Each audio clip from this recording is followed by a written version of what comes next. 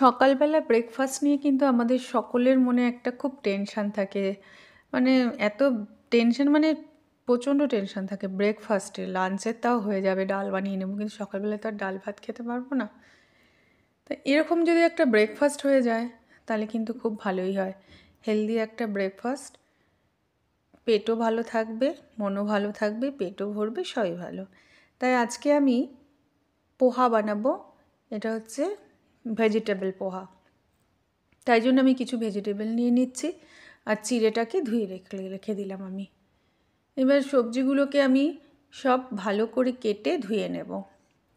প্রথমে সবজিগুলোর খোসাগুলো ছাড়িয়ে নেব। খোসাগুলো ছাড়িয়ে ভালো করে ধুয়ে নিতে হবে, তারপরে কাটবো। আমি অনেক সময় কী করি বলুন তো, আগে মনে করুন আলু টালু বা পেঁয়াজ টিয়াজগুলো, কি এখন তো পেঁয়াজগুলো দেখেছেন কি বাজে বাজে আসছে, ভেতরে গায়ে তো পুরো মনে হচ্ছে শ্যাওলা পড়ে গেছে।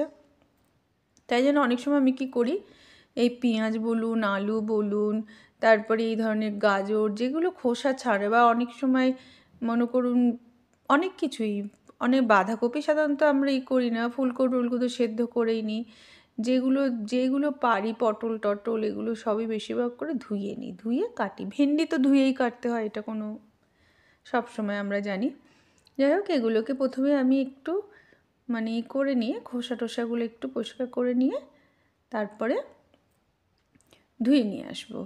ধুয়ে তারপরে আমি কি করব, এগুলোকে কাটবো। চলুন তাহলে এগুলোকে একটু ধুয়ে নিয়ে আসি। এবার ধুয়ে নিয়ে এসছি, নিয়ে এসে এবার কেটে নেব ঝটপট করে। যেমন আলু ভাজা কাটে অমনি কাটবো, কিন্তু আলু ভাজা বেটে বেটে আলু ভাজা কাটবো, লম্বা আলু ভাজা নয়। কেন, যেহেতু চিড়েও আমাদের বেটে বেটে, তেমনি আলুগুলোকেও আমি একটুখানি ছোটো ছোটো করে কেটে নিয়েছিলাম।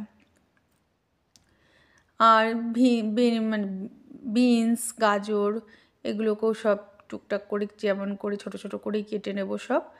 আর ফুলকপি থাকলে ভালোই লাগতো। আমার আসলে ফুলকপিটা খুব ভালো লাগে তো, আর এর মধ্যে একটু ফুলকপি দিলে ভালোই লাগে খেতে। তাই এগুলো সব কেটে, আর একটুখানি পেঁয়াজটাও ওরকম কেটে নেব, নিয়ে এর জন্য মটরশুঁটিও দিয়েছিলাম। একটুখানি মটরশুঁটি ছিল, ফ্রোজেন মটরশুঁটি ছিল। এখন যদিও উঠে গেছে কড়াইশুঁটি, কিন্তু এখন আমি কিনিনি, আর ফ্রোজেনগুলো আছে ঘরে, তাই ওটাই আমি ইউজ করেছি। এখানে আমি বলি, যদি আমার চ্যানেল বুলবুলস রান্নাবাটি আপনাদের যদি ভালো লাগবে তাহলে অবশ্য করেই সাবস্ক্রাইব করে দেবেন আর একটা লাইক করে দেবেন। আর যদি ফেসবুক পেজ থেকে আপনারা দেখে থাকেন তাহলে অবশ্য করেই ফলো করে দেবেন। তাহলে চলুন আমি আবার রান্নায় এখানে ফিরে আসি। আমার রান্নাটা এখানে সব সবজি টবজি কাটা হয়ে গেল। একটুখানি কড়াইশুঁটিও নিয়ে নিলাম, কড়াই বসিয়ে কড়াইতে যা যা আমার দরকার, প্রথমে আমি একটুখানি বাদাম দেব। কেন বলুন তো বলছি, আমি পুরো প্রোটিন পাচ্ছি, তারপরে ভিটামিনস যেগুলো আছে ওগুলোও পাচ্ছি, এদিকে চিড়েতে আমি কার্বোহাইড্রেট পাচ্ছি, সব কিছুই একটা ব্রেকফাস্টের মধ্যে পুরোপুরি হোল মিলটা আমি পেয়ে যাচ্ছি। এর সাথে যদি আপনারা চান অন্য কিছুও খেতে পারেন, যারা ভেজ খান তারা একটু ডিম, নন ভেজ খান তারা একটা ডিম সেদ্ধ নিয়ে নেবেন, একটা ব্যানানা নিয়ে নেবেন, তার সাথে আপনাদের সব কিছু ভালোই হবে তাহলে খাওয়াটা। এরপর আমি কড়াইতে তেল দিয়ে বাদাম ভেজে নিয়ে এর মধ্যে একটুখানি জিরে সর্ষে ফোড়ন দিয়ে নিয়েছি, আর কারি পাতা ফোড়ন দিয়ে নিয়েছি। এগুলো একটু, যেই কারি পাতাটা একটু একটুখানি জ্বলে একটুখানি ভালো করে ভাজা হয়ে যাবে, তার মধ্যে পেঁয়াজ দিয়ে দেবো। পেঁয়াজগুলো জাস্ট হালকা করে ভেজে নেব। এখানে না নানান রকমের পোহা পোহা কান্দা পোহা, তারপরে এমনি পোহা, আলু পোহা, এরকম অনেক কিছু আবার তারি পোহা। তারি একটা রকমের ঝোল বানায় এরা, একটা ঝোলটাকেই তারি বলে, সেইটা দিয়ে খায় পোহাটাকে, ভালো সুন্দর খেতে। আমি একটা ভেজিটেবল দিয়ে এগুলো বানাচ্ছি, কেন এটা বলতে পারেন ঘরোয়া একটা ইনভেনশন বলতে পারেন। ঘরের আমরা যেরকম মারা চাই যে এই সবজি ওই সবজি দিয়ে খেয়ে নিই, বাচ্চারাও খাবে আমরাও খাবো, ওরকম। যাই হোক, সব সবজিগুলো দিয়ে নুন দিয়ে হালকা করে ভাজা ভাজা করে নেব। একটু হালকা ঢাকা চাপা দিয়ে রাখবো, তাহলে কি হবে, ভাপে এগুলো সেদ্ধ হয়ে যাবে, একদম কাঁচা কাঁচা তো খেতে পারবো না, এটা তো আর চাইনিজ খাবার না, আর আলু তো কাঁচা খাওয়া যায় না। গাজর বিনস নয় লোকে শক্ত খেয়ে নিতে পারে, কিন্তু আলু তো অবশ্য করে খাওয়া যাবে না। আর ঝাল লঙ্কা দিয়েছি, আপনারাও আপনাদের ঝাল অনুযায়ী দেবেন, যে বেশি লঙ্কা খেতে পারবেন একটু বেশি করে কাঁচা লঙ্কা দেবেন। কাঁচা লঙ্কাটা একটু পরে দেবেন, তাহলে কি হয় যখন খাবেন তখন মুখে পড়লে সুন্দর কাঁচা লঙ্কার গন্ধ বেরোবে, তাহলে খেতে ভালো লাগবে।